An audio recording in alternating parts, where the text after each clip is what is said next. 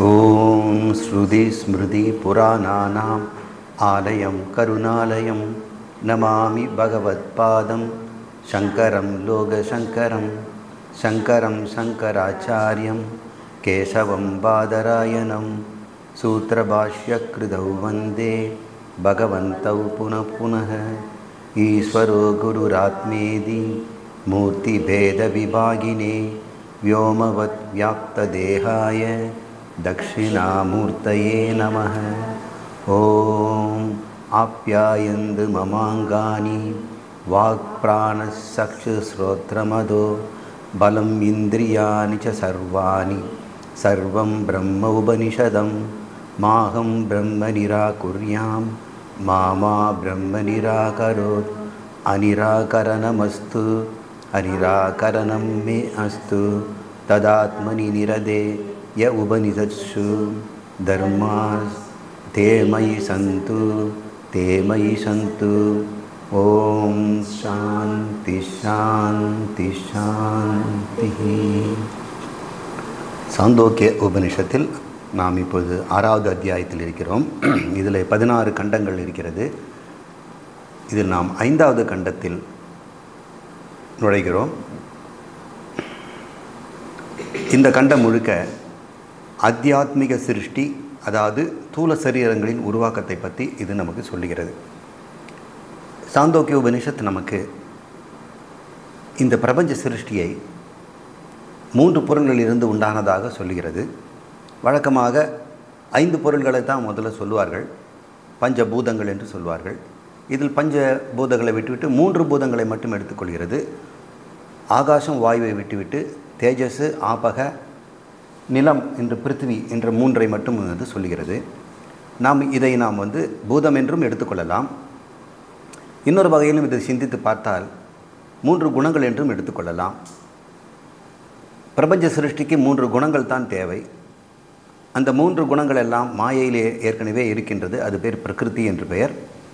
அந்த 3 குணங்களை ரஜஸ், சத்துவம், ரஜஸ், தமஸ் என்று சொல்வது வழக்கம். அதை இந்த சாந்தோக்கிய உபநிஷத்தில் அக்னி என்றும், அதை நாம் சத்துவம் என்றும், அல்லது நீரை நாம் ரஜஸ் என்றும், அக்னி என்பது இங்கே நெருப்பை குறிப்பதில்லை, தேஜஸ் என்று சொல்வதனால ஞான ஒளி, அறிவு, இச்சா, ஞான சக்தி என்று எடுத்துக்கொள்ள வேண்டும். நீர் என்பதை நாம் இப்பொழுது அது சலனம் இருப்பதனால, ஓடக்கூடியதனால, இங்கும் அங்கும் அசையும் என்பதனால அதை ரஜோகுணம் என்றும் எடுத்துக்கொள்ளலாம். அது கிரியாசக்தி என்று எடுத்துக்கொள்ள வேண்டும். 3வது பிருத்திவிக்கு எங்கும் அசையாது திடமாக ஜடமாக இருப்பதனால் அதை நாம் தாமச குணம் என்று எடுத்துக்கொள்ளலாம். இவ்வாறு 3 குணங்களை இது சூசகமாக நமக்கு தேஜஸ், ஆபக, பிருத்திவி என்று சொல்லுகிறது. இந்த இடத்துல பிருத்திவி என்று சொல்லாமல் அதை அன்னம் என்று சொல்லுகிறது. அன்னம் என்று சொன்னாலும் நிலம் என்று சொன்னாலும் ஒன்றுதான். நாம் உண்ணுகின்ற உணவு தாவரங்களாக, தானியங்களாக, கிழங்காக, பழமாக இருந்தாலும் அதெல்லாம் மண் தான். மண்ணில் இருக்கக்கூடிய பொருட்கள் எல்லாம் அந்த அன்னத்தில் இருக்கிறது. அது தாமச குணமுடையது. இந்த 3 பூதங்களை வைத்துக்கொண்டு 3ஐயும் கலந்து திருவீகரணம் என்ற முறையிலே சத்துவம், ரஜஸ், தமசை 3ஐயும் கலந்து எப்படி இந்த மாதிரியான நம்முடைய ஞானேந்திரியங்கள், கர்மேந்திரியங்கள், பிராணன்கள் இதெல்லாம் எப்படி சிருஷ்டி பண்ணி அந்த 16 கலைகளுடைய அந்த புருஷனை அது சிருஷ்டி செய்தது என்று சொல்லிச்சு. அப்புறம் தாமச குணம் இருக்கக்கூடிய இந்த குணங்கள், பூதங்களை வைத்துக்கொண்டு திரிவீகரணம் என்ற முறையிலே ஸ்தூலமான பிரபஞ்சத்தை அது உருவாக்கிச்சு. வானம், நீர், நிலம், காற்று, ஆகாயம், சூரியன், சந்திரன், நிலம் எல்லாம் உண்டாச்சு. அதிலிருந்து தாவரங்களும் உண்டாயிடுச்சு. இப்பொழுது தாவரத்தை நாம் அன்னம்னு பேர் வச்சுருக்கிறோம். இது வரைக்கும் நம்ம சிருஷ்டிதை பார்த்துருக்குறோம். இப்போது இந்த பிரபஞ்ச தோற்றுவித்த அந்த பிரம்மத்திலிருந்து அவ்யக்தமாக மறைந்திருந்த ஜீவர்களினுடைய கர்ம பலன்கள் எல்லாம் அனுபவிக்கிறது காத்துட்ருக்குது. எல்லாம் காரண சரீரமாக அது பதிந்திருக்கிறது. அவர்களுக்கெல்லாம் இப்போது சூக்ஷ்ம சரீரத்தை அவர் காரணத்திலேருந்து உண்டாக்கியிருக்கிறார். அனந்த கோடி ஜீவர்கள் இப்பொழுதும் உடம்பு இல்லாமல் தன் கர்ம பலனை அனுபவித்து காத்திருக்கிறார்கள். நண்டு, சிண்டு போன்றதெல்லாம் தன்னுடைய கர்ம பலனை தண்ணியில் அனுபவிக்கணும் அப்படின்னு அது காத்துட்ருக்குது. தண்ணி ரெடியாக இருக்குது, மனம் புத்தியும் கூட ரெடியாக இருக்குது. ஆனால் ஸ்தூல சரீரம், நண்டு உடம்பு இல்லை, நத்த உடம்பு இல்லை. மனித ஜீவர்கள் எல்லாம் மனிதனுடைய பாவ புண்ணியங்களை அனுபவிக்கணுங்கிறதுக்காக அந்த ஜீவர்களும் காத்துட்ருக்குது. அவங்களுக்கு இந்த உலகமெல்லாம் இருக்கிறது, ஆனால் உடம்பு இல்லை. இப்போ அவர் வந்து ஸ்தூல உடம்பை தருகிறார். அந்த ஸ்தூல உடம்பு எப்படி உண்டாகுதுன்னா, அது நம்ம டார்வின் போன்றவர்களெல்லாம், ரிச்சர்ட் டாக்கிங்ஸ் போன்றவர்களெல்லாம் எப்படி இந்த பரிணாமத்தினால இந்த மண்ணிலிருந்து இந்த உயிரினங்கள் எல்லாம் தோன்றியது என்று அவங்க விளக்குறாங்க. அது ஒரு பரிணாம தத்துவத்தை நம்ம பார்க்குறோம். ஏன்னா அந்த உயிரினங்களுடைய அமைப்பெல்லாம் பார்த்தா ஒரு பரிணாம கதியில் இருப்பதனால பரிணாமம் நடந்திருக்கலாம், கால ஓட்டத்தில் நடந்திருக்கலாம் என்று சொல்லலாம். ஒருவேளை சாந்தோக்கிய உபநிஷத்து அதை சொல்லாமல் விட்டாலும் நாம் விஞ்ஞான முறைப்படி பரிணாமம் என்று எடுத்துக்கொள்வோம். மண்ணிலிருந்து பரிணாமத்தினால் அமீபா முதல் மனிதன் வரையான அனைத்து சரீரங்களும் இங்கே பூமியில் உண்டாச்சு. இங்கு மட்டும் இல்லாமல் தேவலோகத்திலும் பித்ருலோகத்திலும் கந்தர்வலோகத்திலும் சத்தியலோகத்தில் இருக்கின்ற ஜீவர்களுக்கும் கூட சரீரம் தேவைப்படும். அந்த ஸ்தூல சரீரமும் இப்பொழுது எப்படி செய்யுதுன்னு சொல்கிறோம். எப்படி இருந்தாலும் இதை ஒரே வார்த்தையில் அது முடிச்சிடுது. இந்த ஸ்தூலமான இந்த அன்னமயமான இந்த உடம்பு தேவர்களுக்காக இருந்தாலும் மனிதருக்காக இருந்தாலும் மிருகத்துக்காக இருந்தாலும் எப்படி உண்டாச்சு அப்படின்னு இந்த மந்திரங்கள் இப்படி நமக்கு சொல்லப்போகிறது. கண்டம் 5 6வது அத்தியாயம் 5வது கண்டம் முதல் மந்திரம். அன்னம் அசிதம் திரேதாக விதீயதே தஸ்யயः ஸ்தவிஷ்டோ தாது தத் புரீஷம் பவதி யோ மத்தியமः தன்மாகும்சம் மாம்சம்ன்றத மாகும்சம் அப்படின்னு சொல்லுது. யோ அனிஷ்டக தன் மனக என்று சொல்கிறது. அசிதம் என்றால் உண்ணப்பட்ட, அன்னம் என்றால் உணவு, அன்னம் அசிதம் என்றால் நாம் உண்ட உணவு, நாம் எப்பொழுதெல்லாம் உண்டுகின்ற உணவு. திரேதோ விதியதே 3ஆக பிரிகிறதான் நம்ம உடம்புக்குள்ளே போன பிறகு.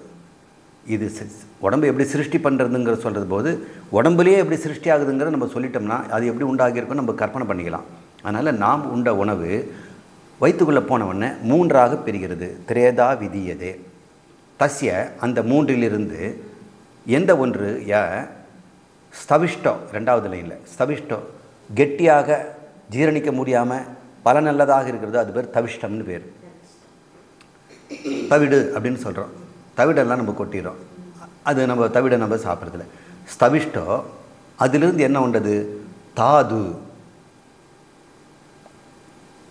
அந்த பொருட்கள் எல்லாம் தத் புரீஷம் பவதி. ஸ்தவிஷ்டோ தாது தத் புரீஷம் பவதி. நாம் சாப்பிட்ட உணவிலே கெட்டியான ஜீரணிக்க முடியாத பொருட்களாக இருப்பது தாது. அதெல்லாம் என்னது? மலமாக வெளிவருகிறது. புரீஷம் என்றால் மலம், தத் என்றால் அது. அவை புரீஷம் பவதி, அது மலமாக ஆகிவிடுகிறது. எந்த ஒன்று மத்தியம, இந்த உணவில் மத்தியமான பகுதி, ஸ்தவிஷ்டமான பகுதி, மத்தியமான பகுதி, ரொம்ப சூக்ஷ்மமான பகுதி, அது அனிமம்னு சொல்கிறாங்க. இப்போ மத்தியமான பகுதி இருக்கு இல்லையா, தன் மாம்சம் அப்படி ஆகிறது, அதுதான் மாமிசம் ஆகிறது. தன்னுன்னு சொன்னால் இங்கே தத்துன்னு அர்த்தம். மாகும் சம்னு வருது. இந்த கும்ங்கிற சவுண்டு வந்து மந்திரங்களில் மட்டும் சா வந்தாக்கா அதுக்கு முன்னாடி அந்த இம் என்பது ஹும்மாக மாறும். மாம்சம் என்பதை மாகும் சம் அப்படின்னு சொல்லணும். அது மந்திரத்துக்கு நம்ம வந்து அது மாமிசம் மாறுகிறது. 3வது பகுதி இருக்கிறதே அனிஷ்ட, அணுமாறி நுட்பமாக இருக்கிற பகுதி தத்து மனக, அது மனமாக மாறுகிறது. அப்போ நம்ம சாப்பிட்ற உணவு தான் மலமாகவும் ஒரு பகுதி, மாமிசமாகவும் ஒரு பகுதி, மனமாகவும் நுண்மையான பகுதி மாறுகிறது அப்படின்னு இந்த ஒரு சாந்தோக்கியம் சொல்லிச்சு. இது ஸ்தூல சரீரம் எப்படி குழந்தையாந்து வயிற்றுலேருந்து வெளியே வந்த பிறகு பாலை குடித்து அந்த பாலில் இருக்கக்கூடிய பாலையும் 3ஆக்கி அதுவும் மலமாக வெளியே போய் பாதி வந்து உடம்பாகி மனமாகவும் வளர்கிறது என்று உணவில் தான் அந்த 3ம் இருக்கிறது. அதேபடி ஏன்னா மனம்னு சொல்லக்கூடியது அந்த மலம், அந்த மண்ணுன்னு சொல்லக்கூடிய அந்த அன்னம், அதில் 3 தத்துவங்களும் இருக்குதில்லை திரிவீகரணம் பண்ணும் பொழுது. அதனால் அந்த 3மே அதில் இருக்கிறதுனால அந்த தேஜஸ் என்பது மனமாக மாறுகிறது. நடுவில் இருக்கக்கூடிய அந்த ஆப்பக என்று சொல்லுவது வந்து நமக்கு மாமிசமாக மாறுகிறது. அந்த பிருத்திவி என்று சொல்லக்கூடிய அந்த வந்து மலமாக மாறுகிறது. இது வந்து ரொம்ப சுலபமாக புரிஞ்சுக்கிறதுக்கு நம்ம 3 பூதங்களே போதும் என்று இது வந்து சொல்லுகிறது. அதனுடைய விளக்கத்தை இங்கே பார்த்தோம். முத்தாளகர் சொல்கிறார், மகனே, உண்ட பின் உணவு 3ஆக பிரிகிறது. அதில் எது கெட்டியான பகுதியோ அது மலமாகிறது, மிருதுவான பகுதி மாமிசமாகிறது, 3ஆவதாக அணுத்தன்மையுடைய பகுதி அது மனமாக மாறுகிறது. உண்ணும் உணவிலிருந்து தூலம் மற்றும் சூக்ஷ்ம சரீரம் உண்டாவது எப்படி என்கின்ற வகையில் சாந்தோக்கியம் சிருஷ்டி கிரமத்தை கொஞ்சம் மாற்றி சொல்கிறது என்று இங்கே நம்ம புரிஞ்சுக்கிறோம். இன்னொரு முக்கியமான விஷயம், நாம் சாப்பிடுகின்ற உணவிலிருந்து தான் மனம் போஷிக்கப்படுவதாக சொல்கிறது. மனம் போஷணம், மனம் இருந்தாலும் நமக்கு சூக்ஷ்ம சரீரத்தில் மனம்னு ஒன்று இருக்குது. அது செயல்பட்டு அது வளர்ந்து செயல்பாட்டுக்கு வரணும் அப்படின்னு சொன்னால் அதுக்கு உணவு வேண்டும் என்று சொல்கிறது. மனதோடு பிறக்கிறார்கள், அந்த மனமும் வளரணும் இல்லை. அந்த மனம் செயல்படணும்னா அதுக்கு மூளைங்கிற ஒரு உறுப்பு வேணும். அதனால் உறுப்பு வளரணுங்கிறதுக்காக உணவிலிருந்து சேர்ந்து மனதுக்கு இருப்பிடமாகிய மூளையை வளர்க்கிறது அப்படின்னு நம்ம புரிஞ்சுக்கலாம். இந்த வைசேஷிகர்கள் என்று சொல்லக்கூடிய அவர்கள் நியாய தர்க்கங்களை வைத்து பேசுபவர்கள். நியாயம் என்று சொல்லக்கூடிய ஒரு மதமும் வைசேஷிக மதமும் சகோதரர்கள். அவங்க என்ன சொல்கிறாங்க, மனம் சத்தியம்னு சொல்கிறாங்க, நாமோ மனதை மித்தியான்னு சொல்கிறோம். ஏன்னா நம்முடைய கணக்குப்படி எதெல்லாம் சேர்க்கப்பட்டதோ அது மித்தியா. சத்தியம் எப்பவுமே 4 பொருளால் சேர்க்கப்பட்டதில்லை, அது அவயவயம், அதுக்குள்ள உள் உறுப்புகளே கிடையாது. ஏகம் ஏவ அத்விதீயம். எதெல்லாம் சேர்க்கப்பட்டதாக இருக்கிறதோ அதெல்லாம் நாம் என்ன சொல்கிறோம், மித்தியான்னு சொல்கிறது வழக்கம். இவங்க மித்தியாங்கிறத ஒத்து மாட்டாங்க, அப்படி இருக்கிறதும் சத்தியம்தான் சொல்கிறாங்க. ஒருவேளை மனம் சத்தியமாக இருந்தால் மோட்சமே நமக்கு கிடைக்கிறது வழி இல்லை. அந்த மனம் எப்பொழுதுமே தன்னுடைய தன்மையாக ஜீவத்துவத்திலே இருக்கும். ஆனால் அதில் பரமபதத்தை அடையக்கூடிய விருத்திகள் ஏற்படாது என்று நம்ம புரிந்துக்கிறோம். அது இந்த இடத்துல நம்ம சொல்ல வேண்டிய கடமை, அதை நாம் சொல்லுகிறோம். அடுத்த மந்திரம், ஆபக பீதாஸ் திரேதோ விதீயந்தே தாசாம் யஹ ஸ்தவிஷ்டோ தாது தன்மூத்திரம் பவதி ய மத்தியமம் தல்லோகிதம் ய அனிஷ்ட ச பிராண. இதையே நம்ம பார்க்கலாம். பீதஸ் குடிக்கப்பட்ட, பீதம்னா குடித்தல், ஆபக என்றால் தண்ணீர், குடிக்கப்பட்ட நீர், திரேதோ 3ஆக விதீயந்தே பிரிகிறது, தாசாம் அந்த 3இல் ய எந்த ஒன்று, ஸ்தபிஷ்டோ தாது ஒரு கெட்டியான பகுதியாக இருக்குதோ, அதாவது 3 பகுதி, மிருது, கெட்டி, அப்புறம் நுட்பமானது. அந்த கெட்டியான பகுதி தத் மூத்திரம் பகுதி, அது மூத்திரமாக அது வெளியேறுகிறது, சிறுநீராக வெளியேறுகிறது. மத்தியம பகுதி யக மத்தியமாக தல் லோகிதம், அது இரத்தமாக நமக்கு மாறுகிறது. ய அனிஷ்ட, அதில் ரொம்ப சூக்ஷ்மமான பகுதி ச பிராண, அதுதான் பிராணனாக மாறுகிறது. நமக்கு பிராணசக்தியை தண்ணி தான் கொடுக்குது. நம்ம சுவாசம் பண்ணுறதுன்னு நினச்சிக்கிட்டு இருக்கிறோம், ஆனால் தண்ணீர் தான் பிராணனையே கொடுக்குது. நிறைய உயிரினங்கள் வெறும் தண்ணீரை குடித்தே உயிர் வாழ்வதை பார்க்கிறோம். மீனெல்லாம் தண்ணியில் தான் எல்லா சக்தியும் எடுத்துக்கொள்கிறது. அதனோட உயிரோட்டம் எல்லாமே நம்ம வெளியே இருக்கிற காற்றை கூட அது நம்பி இல்லை, தண்ணீரிலிருந்தே பிராணனை எடுத்துக்கொள்கிறது. தண்ணீரில் தான் பிராணனை நாம் நிரப்பியும் கொடுக்குறோம். தண்ணீரில் பிராணனை நிரப்பி அதில் மனதையும் நிரப்பலாம். தண்ணீரில் பிராணம் நிரம்பிடுச்சுன்னா மனமும் நிரப்பலாம். ஒரு சில எண்ணங்களையும் தண்ணீரில் நிரப்பலாம். திரவமான தண்ணீரிலும் உணவிலும் கூட தண்ணீர் இருப்பதனால உணவில் கூட நம்ம மனதை நிரப்பி விட்டு கொடுக்கலாம். ஒருத்தருக்கு நல்ல உணவை, நல்ல மனதையும் உணவின் மூலம் ஊட்டலாம். தீய எண்ணங்களையும் கூட உணவின் மூலம் ஊட்ட முடியும். அந்த உணவில் நாம் எண்ணத்தோடு செய்கிறோமோ அந்த எண்ணமும் அதில் பதியும். அந்த உணவை உண்பவனுக்கு அந்த எண்ணமும் தூண்டப்படும். அதனால் எப்போவுமே அன்போடு பரிமாறுகின்ற தாய்கிட்டேருந்தே உணவு சாப்பிடுவது நல்லது. கடையில் போய் வாங்கும்போதெல்லாம் அவர்கள் யார் சமைக்கிறாங்க, அவங்க மனம் எப்படிப்பட்டது, அவருடைய மனம் எதனால் தாக்கப்பட்டிருக்கிறது நமக்கு தெரியாது. அதெல்லாம் அன்னத்தில் அது சேர்வது என்பதை புரிந்து கொள்ள வேண்டும் சூக்ஷ்மமாக. இவ்வாறு தான் சில பேருக்கு அன்னத்திலேயே கூட வசிய மருந்துகளை, வசியம் என்பதே அந்த எண்ணங்களை உள்ளே வைத்து கொடுத்துறாங்க. அந்த அன்னம் வயிற்றுக்குள்ளே போயிட்டு வசியமாகி அவங்க வசத்துக்கு மாற்றி விடுகிறது. அதனால் அது பேர் வசியம்னு பேர். மனமும் அவங்களுக்கு திசை மாறி போய் எதோ சிந்திக்க ஆரம்பித்து குழம்பி போகிறார்கள். அப்புறம் அந்த வயிற்றில் ஏதோ மருந்து இருக்குது, அந்த வசிய மருந்து எடுத்துடணும் அப்படின்னா மாந்திரிகெல்லாம் செல்கிறார்கள், நம்ம பார்க்கிறோம். இதெல்லாம் உண்மையோ பொய்யோ, சாந்தோக்கிய உபனிஷத் சொல்வது என்ன விஷயம்னா, உணவில் இருந்து மனம் உண்டாகிறது. அப்போ உணவு எப்படிப்பட்டதோ அதுக்கேற்ற மனமும் இருக்கும் என்பது நம்ம தெரிந்து கொள்ள வேண்டும். உணவின் வழியாக மனதுக்கு போஷாலை கிடைக்கிறதுனால நாம் நல்ல உணர்வையும் மனசுக்கு கொடுக்க முடியும், தீய உணர்வையும் கொடுக்க முடியும் என்பதை நம்ம பார்க்கலாம். அந்த உணவிலும் தாமசமான உணவு கொடுத்தோம்னா மனசும் தாமசமான உணர்வில் தான் இருக்கும்.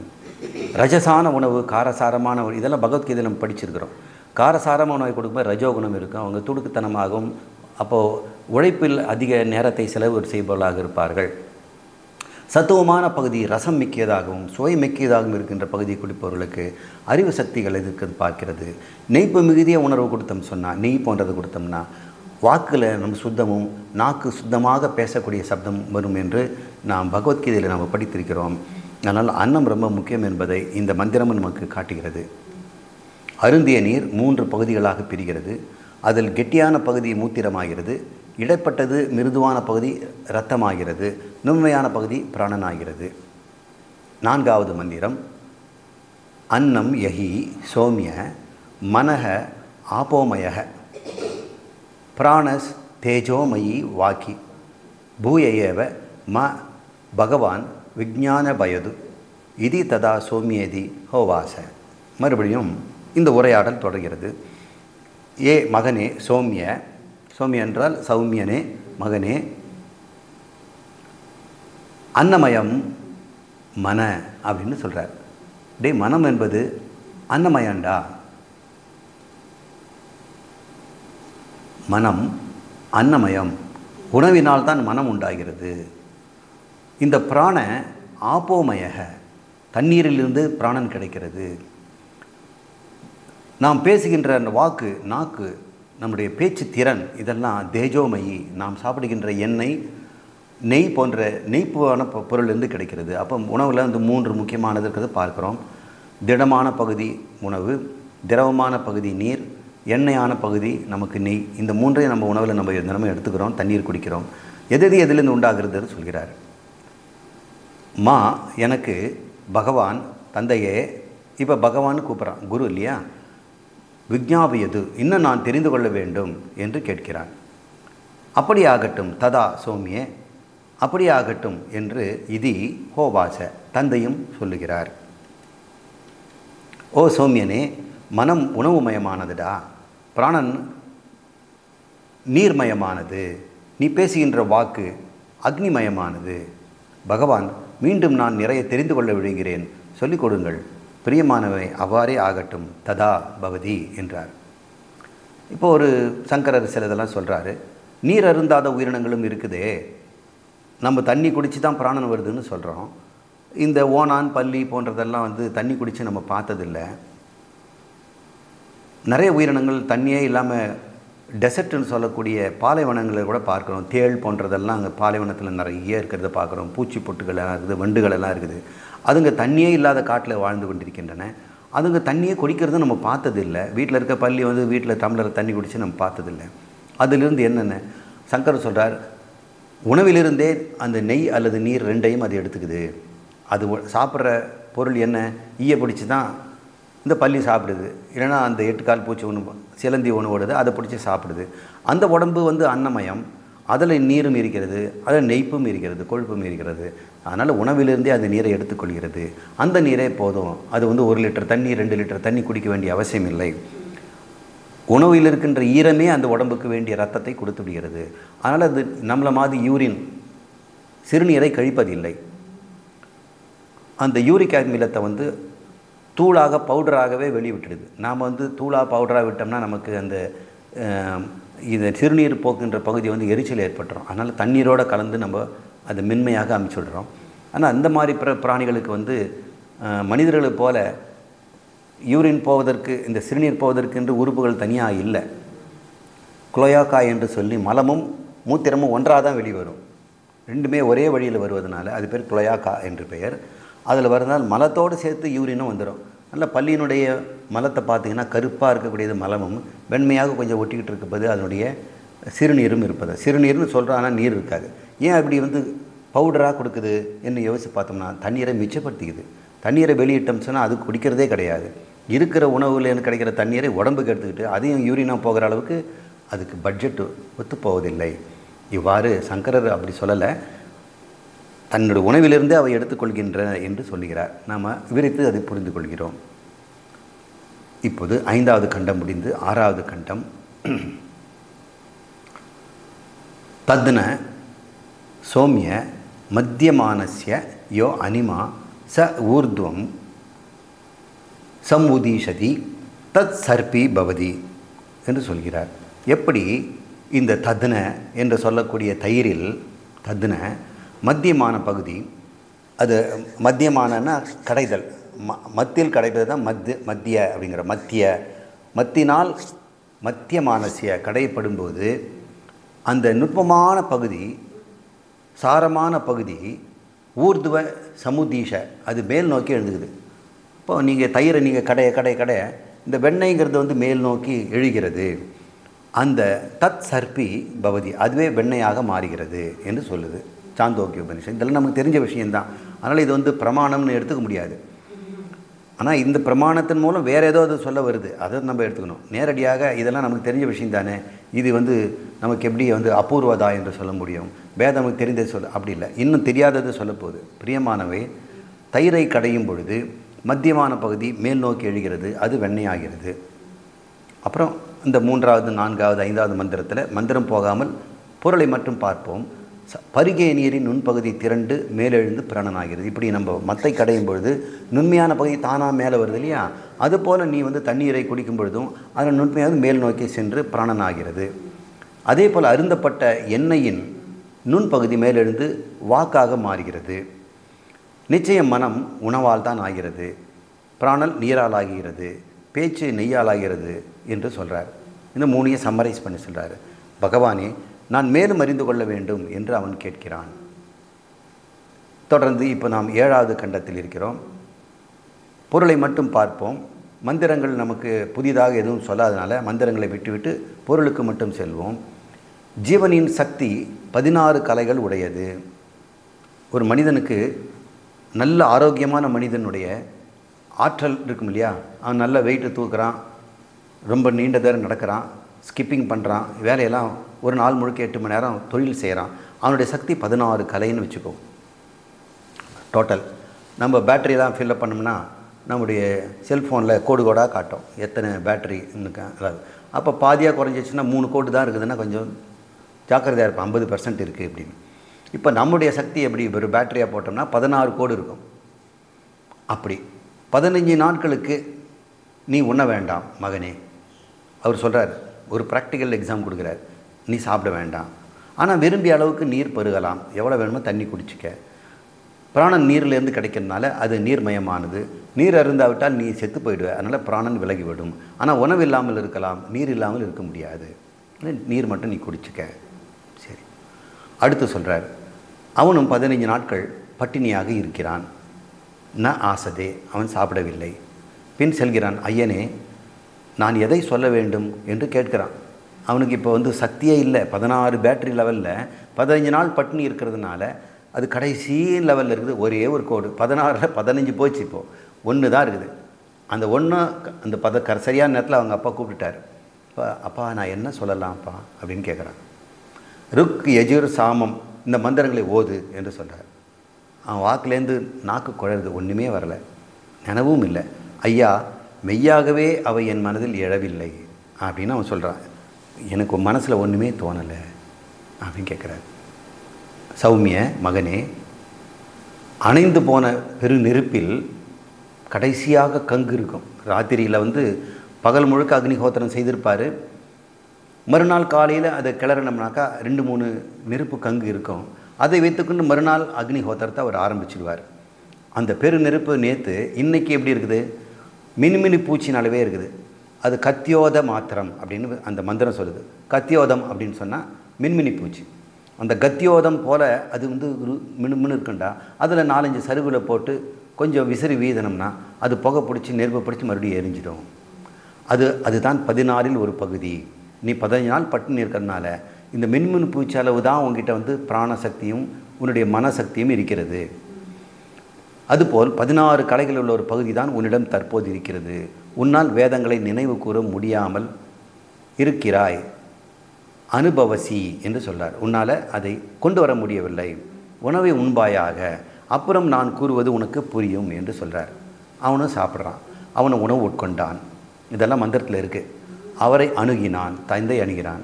அவர் எதையெல்லாம் கேட்டாரோ ருக்கேஜர் சாமம் அதெல்லாம் வந்து பதில் உரைக்கிறான். பிரதிபேதே என்று அங்கே சொல்கிறோம். தொடர்ந்து மந்திரம் சொல்கிறது. மகனே, மின்மினி பூச்சி அளவே நெருப்பு இருந்தாலும் அதை சருகுகளை சேர்த்தால் அது மீண்டும் பிரஜ்வாலயேத். அது வந்து திருணைனாக்கா அந்த சருகு கொஞ்சம் திருணங்களை உள்ளே போட்ட உடனே பிரஜ்வாலம் ஜோதி விட்டு சுடர் விட்டு அது ஏறி ஆகிறது. எதுவும் நீ சாப்பிடாததினால் 14 ஒரு பகுதியே சக்தி இருந்தது. உணவினால் அது வலுவூட்டப்பட்டது. மெய்யாகவே மனம் அன்னமயம் என்று தெரிந்து கொள். பிராணம் நீர்மயம், வாக்கு நெய்மயம், அவன் உண்ட உணவு அவனுடைய மனோமயம். அவன் உண்மையை அறிந்து கொண்டான், அவன் அறிந்து கொண்டான் என்று இந்த கண்டம் நிறைவடை